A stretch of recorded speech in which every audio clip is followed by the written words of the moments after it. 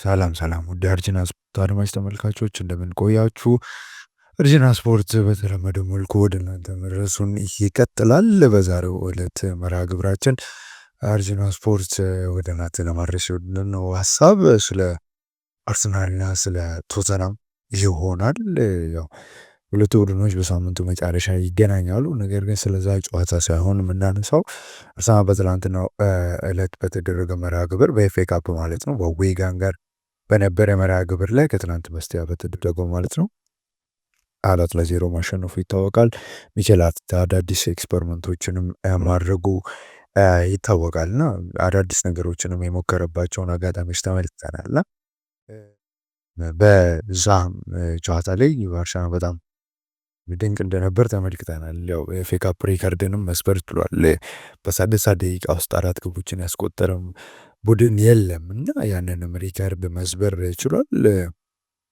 እና በትላንትናው ዕለት የነበረው አርሰናልን አንዳንድ ነገሮችን እናያለን። እንደዚሁ ደግሞ በቶተናም በኩል አዲስ አሰልጣኝ ቀጥሯል። ኢንተር ማናጀር ነው። እስከ ውድድሩ መጨረሻ ድረስ ለቶተናም ግልጋሎት እንዲሰጥ ተብሎ የመጣ አሰልጣኝ ነው እና ስለ እነዚህ ጉዳዮች ወደ እናንተ የምናደርሳቸው አንዳንድ መረጃዎችን እናጠናክረናል።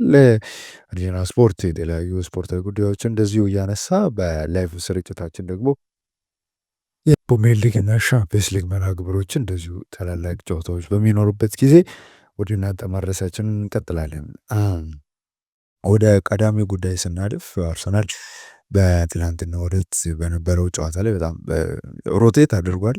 ሮቴት ብቻ ማድረጉ ሳይሆን አዳዲስ ነገሮችንም ቀደም ብዬ ሳነሳ እንደነበረ ሲሞክር ነበር። አንዳንዶቹ ቅያሬዎች ያው በግዴታ የተደረጉ ቅያሬዎች ነበሩ። ከቤስት 11ኑ 6ቱን አሳርፎ 5ቱን ኦልሞስት አስጀምሯል አጫውቷል ማለት ይቻላል። በትላንትናው ዕለት በትላንት በስቲያ በነበረው መርሃ ግብር ላይ ማለት ነውና አንዳንድ ቅያሬዎቹ በግዴታ ይመስሉ። በተለይ አሁን ሪካርዶ ካላፊዮሪ ገና በሚያማሞቅ ሰዓት ነበረ ጉዳት ያስተናገደው። ከዚህ ጋር እየተደጋገመ ነው እያማሞቀው ያለ አርሰናል ተጫዋቾች ጉዳት ሲያስተናግዱ በተደጋጋሚ እየሰማን ነው። ካሳኮ ከዚህ ቀደም እንደዚሁ በማማሞቅ ላይ ጉዳት የደረሰበት ተጫዋች ነው እና ያንንም ቦታ ለመሸፈን ነበረ ቡካዮ ሳካን ቀይሮ ያስገባው። በትላንትናው ዕለት መርሃ ግብር በ10 ቁጥር ሚናነት ነው ሳካን ሲያጫውት የተመለከትነው። በቋሚ 11 ውስጥ የነበረው ክሪስቲያን ኖርጋርድ ሚድፊልድ ላይ ማለት ነው ክሪስቲያን ኖርጋርድ፣ ማይልስ ሉዊስ ስኬሊ እና ብሬት ኤዜ ነበሩ መሀል ሜዳ ላይ የተጣመሩት። ምክንያቱም ሪካርዶ ካላፊዮሪ ግራ መስመር ተመላላሽ ነበረ። ቤን ዋይት ቀኝ መስመር አለ። መሀል ላይ ሳሊባና ሞስኬራ ነበር የተጣመሩትና መሀል ተከላካይነት ማለት ነው። መሀል ሜዳ ላይ ክሪስቲያን ኖርጋርድ፣ ብሬት ኤዜ እና ሉዊስ ስኬሊ ነበሩ። ሉዊስ ስኬሊን ወደ ግራ መስመር ተመላላሽነት ተከላካይነት ካወረዱ በኋላ ሳካን ነበረ በቀኝ መስመሩ ቁጥር ሚና ላይ የተጠቀመው ሚኬል አርቴታ ማለት ነውና ጥሩ እንደነበር የተመለከትንበት አጋጣሚ ነበረ። በአርሰናል በኩል በጣም ጥሩ መጫወት የሚችል 10 ቁጥር ተመለከትንበት ጨዋታ ሊሆን ይችላል ተብሎ መነሳት የሚችል ጨዋታ ነው። ምንም እንኳ ዊጋን ላለመውረድ የሚጫወት ቡድን ነው። ከ3ኛ ዲቪዥን ላይ የሚገኝ ቡድን ነው። እሱንም በቋፉን ያጡ አሁን ከአርሰናል ጋር የገጠሙት አሰልጣኛቸው ኢንተር ማናጀር ነው። ቀደም ብዬ ለቶተናም ሳነሳው የነበረው አይነት አሰልጣኝ ነው። እስከ ውድድር ዘመኑ መጨረሻ ብቻ ለቡድኑ ግልጋሎት እንዲሰጥ ተብሎ የመጣ ነው። ቋሚ አሰልጣኝ አይደለም፣ ጊዜያዊ አሰልጣኝ ነው። በጣም ስትራግል እያደረገ ያለ ቡድን ነው ዊጋን አትሌቲክ። ያው ከዚህ ቀደም በፕሪሚየር ሊግ ውስጥ በተደጋጋሚ ጊዜ የተመለከትነው ቡድን ቢሆንም ማለት ነው። ነገር ግን በትናንትናው ዕለት የነበረው አርሰናል ክሬቲቪቲ አሁን በተደጋጋሚ ጊዜ ከዚህ በፊትም ስናነሳ እንደነበረው ከአርሰናልና ከአጨዋወቱ መንገድ ጋር በተያያዘ ክሬቲቪቲ በተለይ በኦፕን ፕሌይ በባለፈው የብሬንትፎርድ ጨዋታ አንድ ጎል ሙከራ ነው ታርጌት የሞከረው። በጣም በክሬቲቪቲ በኦፕን ፕሌይ ጀነሬት ያደረገው ኤክስጂ 0.0 ነው። በተለይ በመጀመሪያው አጋማሽ ቢቻስ ምንም አልፈጠረም። በጣም የተቸገሩ ምናልባት ያ የማርቲኔሊ የመጨረሻ ደቂቃ እንደዚሁ ዴክላን ራይስ እንቅስቃሴ ካልሆነ በስተቀር በአርሰናል በኩል ማለት ነው እና በጣም እየተቸገረ ያለውን ቡድን እየተመለከትን ያለ ነው። በመፍጠሩ ረገድ እና በትናንትናው ዕለት የነበረው እንቅስቃሴ ደግሞ በጣም ግሩም እንደሆነ የተመለከትንበት አንድ ነጥብ ነበረ። ሪጋርድለስ ኦፍ ዘ ኦፖነንት የኦፖነንቱን ትንሽነት ሳንመለከት ማለት ነው። ደግሞ ትንሽ ነው ትልቅ ነው ሳንል ያርሰናል እንደ አርሰናልነት እንደ ቡድን ስንመለከተው ማለት ነው እና የቡካዮ ሳካ ሌላ ቨርሲቲሊቲ በጣም የተለያዩ ቦታዎች ላይ መጫወት የሚችል ተጫዋች እንደሆነ ያስመለከተበት ጨዋታ ነበረ። የዚህም ትላንትና ሁለት አሲስቶችን ማድረግ የቻለበት አጋጣሚ ነበር ነው። ማሬኬ በተከታታይ ለአርሰናል ግቦችን እያስቆጠረ መቀጠሉን እየተመለከትን ነው። ከሌሱት ባታ ጀምሮ ለግቦች ላይ እየተሳተፈ እንዳለ እየተመለከትን ያለ ነው እና በጣም ጥሩ ፐርፎርማንስ ነበር በአርሰናል በኩል የተመለከት ነው። ይሄ ሊሆን የቻለው ከዚህ ቀደም እያነሳን ነበረ ፐርሶኔል ወይም ደግሞ የሰው አጠቃቀም። በተለይ ከዚህ ቀደም አንድ አናሊስቶች እንደሚያነሱት እግር ኳስ ባላንስ ይፈልጋል። እያንዳንዱ ተጫዋች የምንመርጠው ተጫዋች ሜዳ ላይ እንዲሳተፍ የምንፈልገው ተጫዋች ፐርሶኔል ወይም ደግሞ አጫዋቱ የራሱ የሆነ ካራክተር አለው። ራነር ሊሆን ይችላል፣ ፖቸር ሊሆን ይችላል፣ አጥቂዎች ሲሆን ክሬቲቭ ነምበር 10 ሊሆን ይችላል፣ ፕሮፊሊክ ዊንገር ሊሆን ይችላል። ዊርጁን በጣም ኪን አድርጎ ተች ላይ ነው ለተጣብቆ ብዙ ጊዜ የሚያሳልፍ ተጫዋች ሊሆን ይችላል። ነው ያንዳንዱ እነዚህ ፕሮፋይሎች ናቸው፣ ካራክተሮች ናቸው አንዳንዶቹ ተጫዋቾች ማለት ነው እና ፐርሶኔል በጣም ትልቅ ኢፌክት አለው። በትላንትናውም ጨዋታ ይህንን ነው የተመለከት ነው። ካራክተር አንድን ተጫዋች ሌላ ቦታ ላይ መውሰድ ምን ያህል ተጫዋቹ ለቡድኑ እንዴት እንደሚጠቅም ልክ እንደ ከዚህ ጋር ከሀቨርትዝ አርሰናል ላይ የነበረው አስተዋጽኦ ከቼልሲው ይለያል።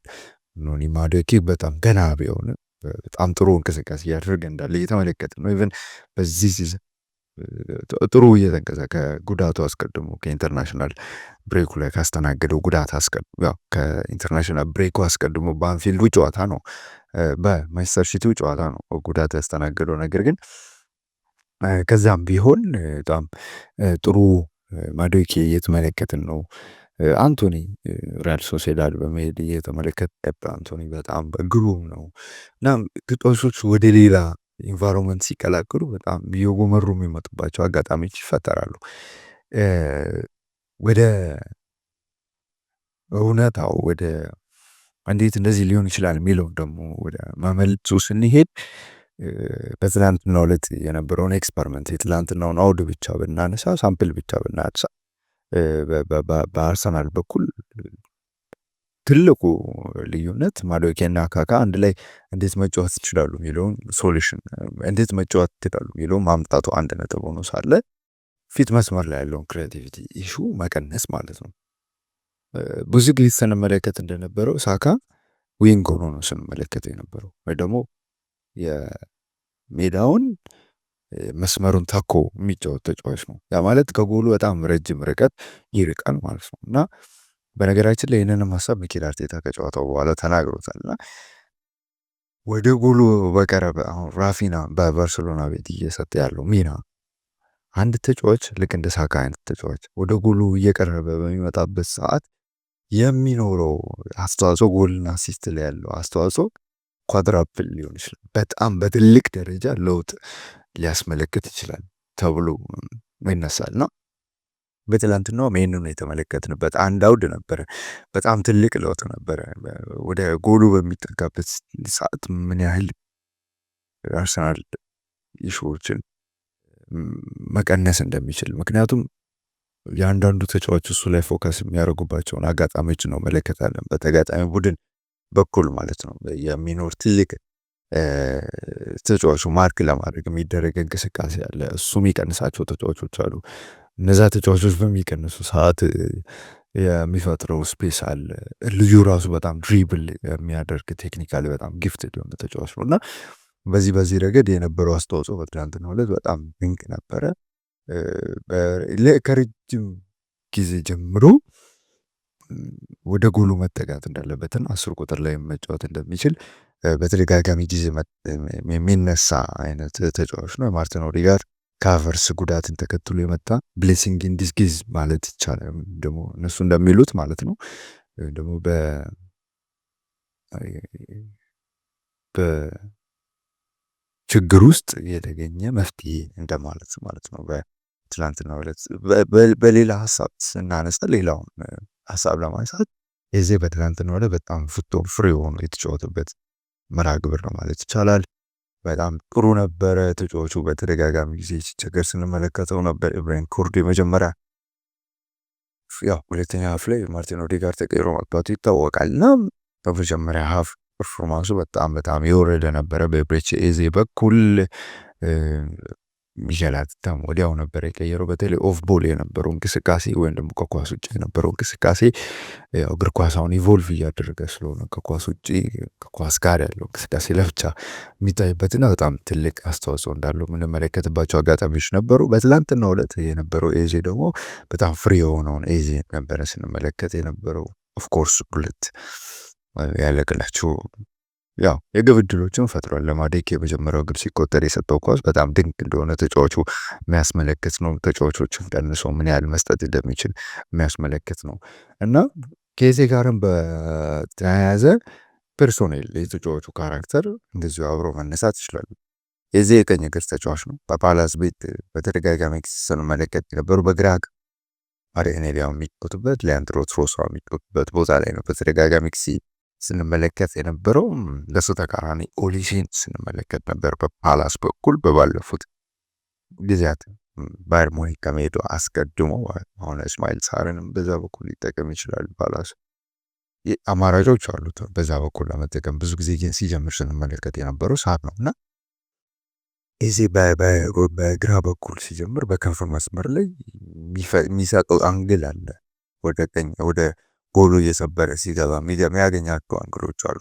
የዚህ በባህሪው ደግሞ በጣም ብዙ ኳስ ተች ማድረግ የሚፈልግ ብዙ ኳስ ማግኘት የሚፈልግ ሃይ ቮሉም ሹተር፣ ሃይ ቮሉም ድሪብለር ነው። ብዙ ሙከራዎችን ማድረግ የሚፈልግ ልክ እንደ ማዶኬ ማለት ማዶኬ መሆን ሃይ ቮሉም ሹተር በሚለው ካታጎሪ ውስጥ ነው የሚካተተው። በጨዋችነት ብዙ ኳሶችን መሞከር የሚፈልግ አይነት ተጫዋች ነው ተብሎ የሚካተተውና እዚህም እንደዚህ አይነት ፕሮፋይል ነው እና ብዙ የኳስ ንክኪዎችን የሚፈልግ አይነት ተጫዋች ነው ኤብሬቺ ኤዜ እና ከብሬንትፎርድ ጨዋታ ጋር በተያያዘ የሚነሳው ሌላኛው ነጥብ ይሄ ነው። ኤዜ በደንብ የሚጎማራው ቦታ ፋይናል ሰርድ ነው ወይም ደግሞ ሶስተኛ ሜዳ ክፍል ነው። በብሬንትፎርዱ ጨዋታ ድሮፕ ያደረገ የማርቲን ኦዴጋርድን ሚና እንዲወጣ ሲጠየቅ ነበር። ኤዜ ድሮፕ አድርጎ ሰከንድ ወይም ደግሞ ሚድል ሰርድ ላይ በመገኘት እድሎችን መፍጠር የሚችል አይነት ተጫዋች አይደለም። እሳ ላይ በጣም የሚጎመራ አይነት ተጫዋች አይደለም። ማርቲን ኦዴጋርድ እና ኤዜም በዚህ ልክ የሚለያዩበት ሌላው ምክንያት ደግሞ ይሄ ነው። ኤዜ በጣም ጠንካራ ጎኑ ሶስተኛ የተገጣሚ ቡድን ሶስተኛ የሜዳ ክፍል ነው። የማርቲን ኦዴጋርድ በጣም ጠንካራ ጎኑ ደግሞ ድሮፕ አድርጎ በተለይ አርሰናል ኳስ መስቶ በሚወጣበት ጊዜ የሚየለስ ግግሮች ኳስ ቤዝ አድርገው እንዲወጣ ቡድኑ የሚሰጠው አገልግሎት ደግሞ በጣም ትልቅ ነው እና የማርቲን ኦዴጋርድ ጠንካራ ጎኑ ስሉ በክሬቲቪቲ ደግሞ በሶስተኛ ሜዳ ክፍል ላይ ያለው አስተዋጽኦ ደግሞ ልክ እንደ ኤዜ አይደለም። ኤዜ ደግሞ በቢልዳፑ ላይ እንደ ማርቲን ኦዴጋርድ አይደለም እና በጣም ብዙ ኳሶች መንጋዝ ያለበትና ሶስተኛ ሜዳ ክፍል ላይ ብዙ ጊዜ መገኘት ያለበት አይነት ተጫዋች ከመሆኑ ጋር ተያይዞ በዛ ጨዋታ በትላንትናው መርሃ ግብር ላይ ይሄ ፍሪደም ያገኘ ይመስል ነበር። እንደገና ደግሞ ከአርቴታ ጋር በተያያዘ ብዙ ጊዜ የሚነሳው ደግሞ ይህንን ተጫዋች በተለይ በግራ በኩል በጣም ጠንካራ በሚሆንበት በኩል ማጫወት እንዳለበትና ከዚህ ተጫዋች ማግኘት የሚገባው አርሰናልና ሚኬል አርቴታ ቡድኑም ተጫዋቾቹ ማግኘት የሚገባቸውን ትልቅ አስተዋጽኦ የሚያገኙበት ሰፊ መድረክ የሚሰጠው በጣም ጥሩ እድል የሚፈጥርለት አጋጣሚ ነው ተብሎ ነው የሚነሳው። በተለይ በግራ በኩል ያለው እሱ እንቅስቃሴና በትናንትናው ጨዋታ ይህንን ነው ነበር የተመለከትነው። በጣም ድንቅ የሆነውን ኤዜ ተመልክተናል። ባለፉት ጨዋታዎች ድሮይን ካደረገባቸው ወይም ደግሞ በጣም ከጎዱት ጨዋታዎች ጥሩ ማገገሚያ የሚሆን አይነት ጨዋታ ነው። በትላንትናው ጨዋታ የጨዋታው ኮካኖ ኖርጋርድን በጣም ድንቅ ነበረ። ከ6 ቁጥር ላይ የነበረው እንቅስቃሴ በጣም ድንቅ ነው። የሚያሻግራቸው ረጃጅም ኳሶች በጣም ድንቅ ናቸው። እንዴት ይህንን ተጫዋች አስቀምጠው እስኪባል ድረስ ነበረ። በተለይ ሚኬል አርቴታ እንዴት ተጫዋቹን ከአርሰናል ጨዋታ ጋር እንዲላመድ አዳፕት እንዲያደርግ እየወሰደ ያለው መንገድ በጣም ትልቅ ነው። ከኳሶችም ከኳስ ጋርም ያለው ቡድኑን ለማረጋጋት የሚያደርጋቸው እንቅስቃሴዎችም ለአርሰናል በጣም ጥሩ ነው ተብሎ ይነሳል። በትናንትናው ዕለት በአንድ ጊዜ ኤዜ፣ ማድዌኬ፣ ሳካ አንድ ላይ ነበሩ። በጣም ከባድ ተጫዋቾች ናቸው እነዚህ። በተለይ በመልሶ ማጥቃት በሚኖርበት ጊዜ ትራንዚሽን፣ ማርቲኔሊም ያው እዛው ላይ ነበረ። በትራንዚሽን በሚገኙበት ጊዜ አርሰናል ሲያጠቃ 5 ነው፣ 5 አጥቂዎች አሉት፣ ሲከላከል 5 ተከላካዮች አሉት። በጣም ባላንስ የሆነው ቡድን ነበር በትናንትናው ዕለት የተመለከትነው። ከዚህ በፊት እንደነበረው በጣም ፍሉድ የሆነው ቡድን አልነበረም፣ ግን ባላንስ እና ጥሩ ውጤት ነው። እስካሁን አርሰናል በሁሉም ውድድሮች 90 ጎል በጣም ድንቅ ማለት በጣም ትልቅ ውጤት ነው እያስመዘገበ ያለው። 3 ጊዜ ሽንፈት አስተናግዷል፣ 6 ጊዜ አቻ ወጥቷል፣ 26 ጨዋታዎችን ድል ማድረግ ችሏል። ትልቅ ነው። በአርሰናል በኩል ትልቅ ነጥብ ነው የተመለከትን ያህል ወደ 28 ጨዋታዎችን ድል ማድረግ ችሏል። እስካሁን 40 ጨዋታዎችን አድርጓል። ብዙ ጨዋታዎች ገና ይቀሩታል። በማርስፊልድ ጋር ተደልድሏል በኤፍኤ ካፑ። በቀጣይ የሚገጥመው ወደ ማክስፊልድ ሜዳ በመጓዝ ማክስፊልድን ይሆናል እና ትልቅ ቡድን እንደሆነ እየተመለከተ ነው።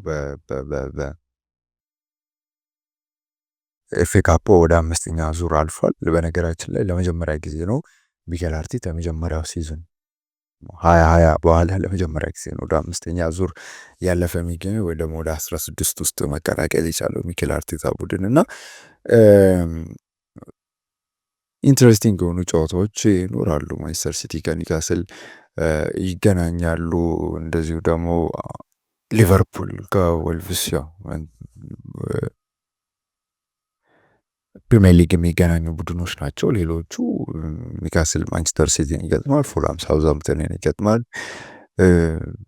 አርሰናል ደግሞ ከማክስፊልድ ጋር የሚያደርገው ጨዋታ ማንስፊልድ ታውን ጋር የሚያደርገው ጨዋታ ደግሞ ይኖራል፣ በማንስፊልድ ሜዳ ማለት ነው። ስለዚህ ጥሩ እንቅስቃሴ ነው ሳምንቱ ለአርሰናልና ለሚኬል አርቴታ። ሌላ አይነ ገላጭ የሆነ ጨዋታን ያደረገበት መርሃ ግብር ነው ማለት ይቻላል።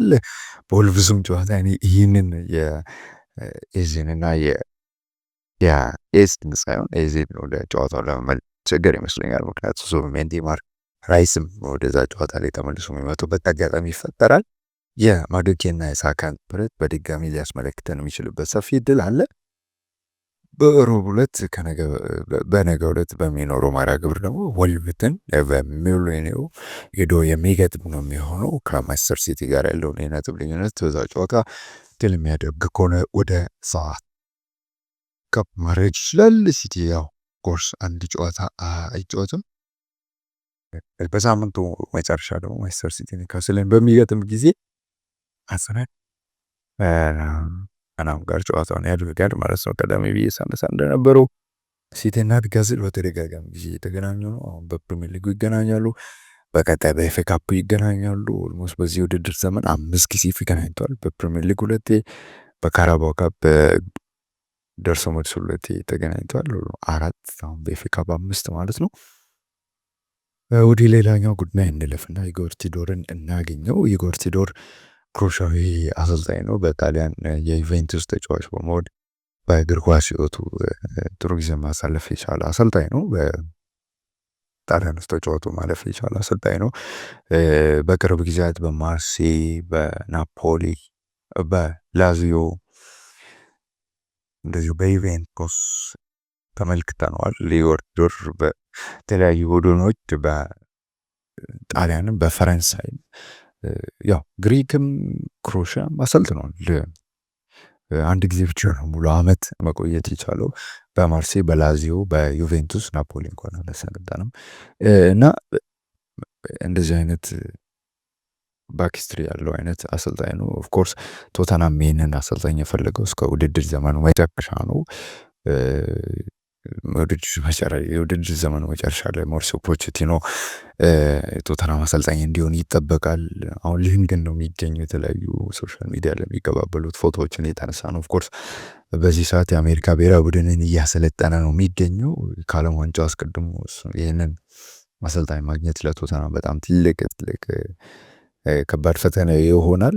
ነገር ግን በባለፈው የኒውካስሉ ጨዋታ ላይ ሽንፈት በሚያስተናግዱበት ጊዜ ቶተናም ደጋፊዎች ማውሪሲዮ ፖቼቲኖን የአርጀንቲናዊን አሰልጣኝ ስም እየጠቀሱ እንደዚሁ ደጋፊዎች ህብረ ዜማቸውን ሲያሰሙ ሰምተን ነበር፣ በስቴዲየም ውስጥ ማለት ነው። እና ኢጎር ቲዶርን ምርጫቸው አድርገዋል። ፋቢዮ ፓራቲቺ ቀድሞ ዩቬንቱስ ላይ ሲሰራ የነበረ አሁን ግን በቶተናም ዳይሬክተርነት እየሰራ ያለ ሰውም እንደዚሁ ሰጀስት አድርጎታል ኢጎር ቲዶርን። ቀደም ብዬ ሳነሳ እንደነበረው በክሮሻዊ አሰልጣኝ ነው። በጨዋታዎችን ኢንስታንትሊ በመቀየር በጣም ግሩም የሚባል አይነት አሰልጣኝ ነው። በቶትናምም በጣም ተፈላጊ ነው፣ ምክንያቱም ኢንስታንትሊ መቀየር የሚችል አይነት አሰልጣኝ ነው። በማርሴይ የነበረው ቆይታ በጣም ድንቅ ነው። ሰዎች ጨዋታዎች ወዲያው ነው 6ቱን ማሸነፍ የቻለው። ማርሴይ 7ኛው ነው በሊገ እንዲጨርስ ማድረግ የቻለ አሰልጣኝ ነው። በኤሮፓ ሊግ ተሳትፎ አድርጎ እንዲጨርስ ያደረገ አሰልጣኝ ነው። ነገር ግን በጣም ኢሞሽናል ነው ተብሎ ነው የሚነሳው። ጸብ ውስጥ ይገባል ከተጫዋቾች ጋር፣ ከአሰልጣኞች ጋር፣ ከቡድን ከአሰልጣኙ ስታፍ አባላት ጋር፣ እንደዚሁ ደግሞ ከክለቡ አመራሮች ጋር በተደጋጋሚ ጊዜ ጸብ ውስጥ ይገባል ተብሎ ሲነሳ ነበረ በተለያየ ጊዜያት እና ኢሞሽናል እንደሆነ ነው በተደጋጋሚ ጊዜ እየተነሳ ያለው። ወደ ቶተናም ሲመጣ ያው ጥሩ የሆነ ቡድንን አይደለም የሚያገኘው። ቶተናም ከሪሊጌሽን ባትል ላይ የሚገኝ ነው ማለት ይቻላል። ኦልሞስት ከሪሊጌሽን ቦታ 5 ነጥብ ርቆ 16ኛ ደረጃ ላይ ነው የሚገኘው። በጣም ስትራግል ያለ ቡድን ነው ቶተናም ሆትስፐር። ያው ቶማስ ፍራንክን በባለፈው ሮብ ነበረ ያሰናበቱት። ባላዚዮ በማርሴይ ቆይታው ቀደም ብዬ ሳነሳ እንደነበረ ማርሴይ በጣም ተወዳጅ አሰልጣኛቸውን አባረሩት ነበረ። ኢጎር ቲዶርን በሱ ምትክ አድርገው ያመጡት ወዲያው ነበር ኢንስታንት ኢምፓክት የነበረው በማርሴይ ቡድን ውስጥ። ቀደም ብዬ ሳነሳ እንደነበረው ከ7 ጨዋታዎች 6ቱን ማሸነፍ ችሎ ነበረ። 7ኛ ሆኖ እንዲጨርስ ማድረግ ችሎ ነበረ። ኢሮፓ ሊግ እንደዚሁ እንዲሳተፍ ማድረግ ችሎ ነበረ እና ከማርሴይ ጋር መለያየት ሳይፈልግ ነው የተለያየው ተብሎ ነው የሚነሳው። ቀደም ብዬ ሳነሳ እንደነበረ ግሪክ ውስጥ፣ ሩሻ ውስጥ፣ ፈረንሳይ፣ ጣሊያን ውስጥ ቢሰራው አንድ አመት የቆዩ በአንድ ጊዜ ብቻ ነው፣ በአንድ አጋጣሚ ብቻ ነው እና በጣም ከፍተኛው የሚባለው ከአንድ አመቱ በታች ማለት ነው 261 ቀናት የቆየበት ቡድን ነው እና ካፓሱ የቆይተው ውሉን ያረዝማል ተብሎ ሲጠበቅ ነበር። ወደ ላዚዮ ያቀን ነው። ላዚዮ ሲሄድ የቀድሞ ቼልሲ የናፖሊ አሰልጣኝ የነበረው ማሪዞ ሳሪ ከለቀቀው በኋላ ነበር እሱ ምትክ ሆኖ ነበር ወደ ላዚዮ አመራው። ከላዚዮ ቆይታው ላይ ስናነሳ ከሳሪ መልቀቅ በኋላ በላዚዮ ሳሪ በተደጋጋሚ ጊዜ ሽንፈቶችን ሲያስተናግድ ነበር። 6 ተከታታይ ጨዋታዎችን ተሸንፎ ነበር። እንደዚሁ በ9 ጨዋታዎች ነጥብ ባለመሰብሰቡ ምክንያት ነበረ ከላዚዮ ጋር መለየት የቻሉ። ኢጎር ቲዶር ላዚዮን ከዛ የውጤት መዋዠቅ ውስጥ አንስቶ ነበር። አመቱ መጨረሻ አካባቢ 9ኛ ደረጃ ላይ ነበረ ላዚዮ የሚገኘው 6 ተከታታይ ጨዋታዎችን ሳሪ ከተሸነፈ በኋላ እንደዚሁ ስትራግል እያደረገ ያለ አሳማኝ ያልሆነ ላዚዮን ተረክቦ ነበር 7ኛ እንዲጨርስ ማድረግ፣ ኢሮፓ ሊግ እንዲሳተፍ ማድረግ የቻሉ በመጨረሻዎቹ ጊዜያቶች ላይ በመምጣት ማለት ነውና ከኢጎር ቲዶር ውጤቱን ከቀየረባቸው ጨዋታዎች ቡድኖች መካከል አንዱ ላዚዮ ነው። ከላዚዮ ጋርም እንደዚሁ አመት ውሉን ለማራዘም ተቃርቦ ነበር። ከዛ በኋላ ነበረ ዩቬንቱስን መቀላቀል የቻለው። ከላዚዮ ነበር ዩቬንቱስ ሄድ ኮች እንዲሆን ያዛወሩት። ማርች ላይ ነበር ያዛወሩት። ከማርች ላይ ካዛወሩት በኋላ ነበረ ኦክቶበር ላይ በሚቀጥለው ሲዝን ኦክቶበር ላይ ያሰናበቱት። በዩቬንቱስም እንደዚሁ በተከታታይ 7 ጨዋታዎች ነጥብ ይዞ ስላልጨረሰ ነበረ ከቡድኑ ጋር የተለያየው። ነጥብ እንደዚህ ባድራን ከማድረግም ውጪ ከተጫዋቾችን ግብረ ነክ በሆነ ነገር ይናገራቸዋል። ትሬኒንግ ሜዳ ላይም እንደዚሁ ደግሞ ሚዲያ ላይ ወጥቶ የሚናገራቸው ነገሮች ተጫዋቾቹ ክብረ ነክ እንደውም በማርሴይ ቆይታው ከቀድሞ የአርሰናል ተጫዋች ማቴዎ ጎንዱዚ ጋር እንደዚህ በጣም ትልቅ ጸብ ውስጥ ገብቶ ነበር። ጋንዱዚም ራሱ ከባድ የዲስፕሊን ኢሹ እንደሚነሳበት ይታወቃልና እንደዚሁ ከክለቡ አመራሮች ጋር ከተጫዋቾች ጋር እንደዚሁ ሰጣ ገባ ውስጥ ይገባል በተደጋጋሚ ጊዜ እና በዚህም ብዙ ጥሩ የሚባሉ ቆይታዎችን የማያደርግባቸው አጋጣሚዎች ይፈጠራል። በማርሴይ ቆይታው በቶተናም ተሸንፎ ነበር ከሻምፒየንስ ሊግ የወጣው። ኢጎር ቲዶር ራሱ ከቶተናም ጋር በማርሴይ ቆይታው መገናኘት ችሎ ነበርና በዛ ጊዜ የቶተናሙ ዳይሬክተር እንደዚሁ ፋቢዮ ፓራቲቺ ቀደም ብዬ ሳነሳ እንደነበረ ጣሊያናዊ ነው። አሁን ፊዮረንቲና ነው የሚገኘው። በዛ ጊዜ የቶተናም ስፖርቲንግ ዳይሬክተር ነበርና ከቲዶር ጋር እንደዚሁ መስጣቱ ይታወቃል። ዩቬንቱስ በነበረበት ጊዜና አሁን ኢንሲስት እንዲያደርግ የነበረው ያደረገው ፋቢዮ ፓራቲቺ ነው። እንደዚሁ ደግሞ ቪናይ ቬንክቲሻም ከዚህ ቀደም የአርሰናል ፉትቦሊንግ ዳይሬክተር ውስጥ ከሚገኙ ቦታዎች መካከል አንዱ ነው።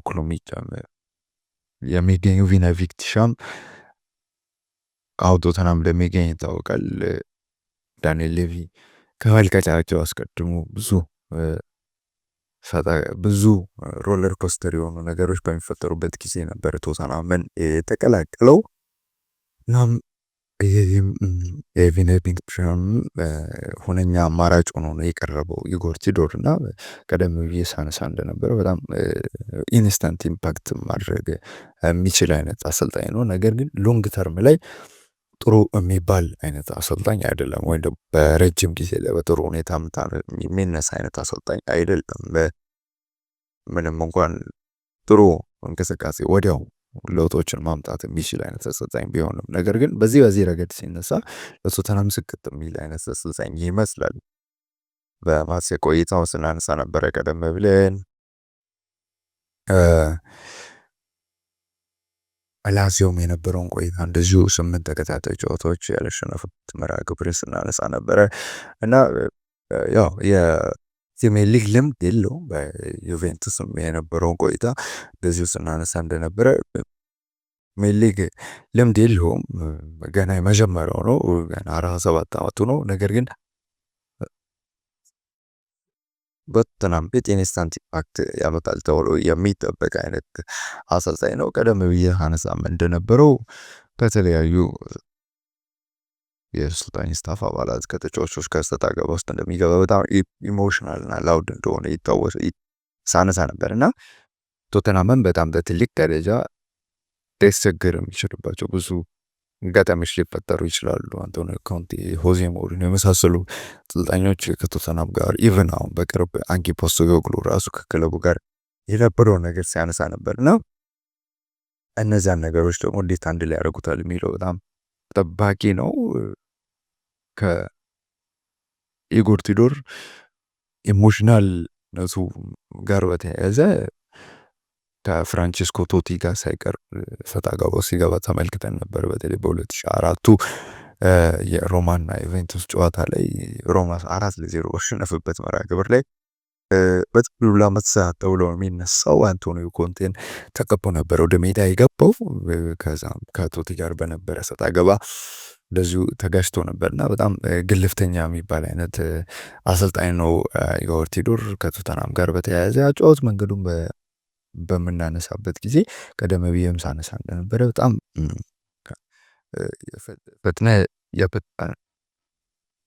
ለውጥ ማምጣት የሚችል አይነት አሰልጣኝ ነው። በጣም ጥሩ እግር ኳስና ቺዮስ ወይም ደግሞ ካሬጅስ የሆነ ቦል ነው መጫወት ያለብን ብሎ የሚያምን አይነት አሰልጣኝ ነው። ይሄ ደግሞ ለቶተናም ጥሩ ፊት ይመስላል። በተለይ በቶማስ ፍራንክ ጊዜ በጣም ለሚቸገረው የቶተናም ደጋፊ በጣም ሎክድ የሆነ ቡድን ነው ብሎ የሚያነሳውን ቡድን ምናልባት በትልቅ ደረጃ መቀየር የሚችልበት አጋጣሚ የተፈጠረ ይመስላል እና ካሬጀስ ቡድን እንደሚሰሩ ነው በተደጋጋሚ ጊዜ ያላቸው ሪከርድ የሚያመላክተው። ነገር ግን ቡድኖቹ ባላቸው ጨዋታ መንገድ ያላቸው ደግሞ ሳስቴኔቢሊቲ ላይ ነው ጥያቄ የሚነሳው እንጂ በጣም ፈጣን ለውጥ ማምጣት የሚችሉ አይነት አሰልጣኝ ናቸው። እናም በቶተናም የሚኖራቸው ቆይታ የምንመለከት ነው የሚሆነው። ቀደም ብዬ ሳነሳ እንደነበረ ቶተናም በ5 ነጥቦች ብቻ ነው ከመውረድ ስጋት ርቆ ያለው 16ኛ ደረጃ ላይ ነው የሚገኘው። ቀጣዩ የመጀመሪያ ፈተናቸው የሰማያዊ ምንድን ደርቢ ነው ከአርሰናል ጋር የሚያደርጉት ጨዋታ ይጠበቃል። በእሁድ ዕለት በሚደረገው መርሃ ግብር አርሰናል ላለ መሸነፍ እንደዚሁ ከማንቸስተር ሲቲ ጋር ያለውን የነጥብ ልዩነት ሰፋ ለማድረግ የሚያደርገው ጨዋታ ነው። በጣም ከባድ ጨዋታ ነው በሁለቱ ቡድኖች በኩል የሚደረገው። በጣም ተጠባቂ ፈተና ይጠብቃቸዋል። ስለዚህ እሱን አብረን የምንመለከት ነው የሚሆነው። ውድ አድማጭ ተመልካቾች ስለዛሬ ጉዳዮችን አስተን ወደ እናንተ አንዳንድ መረጃዎችን ያደረስንበት ፕሮግራም ይህንን ይመስላል። ከኛ ጋር በመሆን ስለተከታተላችሁ ከልብ እናመሰግናለን። አርጂና ስፖርትን ላይክና ሰብስክራይብ ያደረጋችሁ መረጃዎችን እንድታገኙ ከወዲሁ እንጋብዛችኋለን። ስላደመጣችሁን ከልብ እናመሰግናለን። ቻው።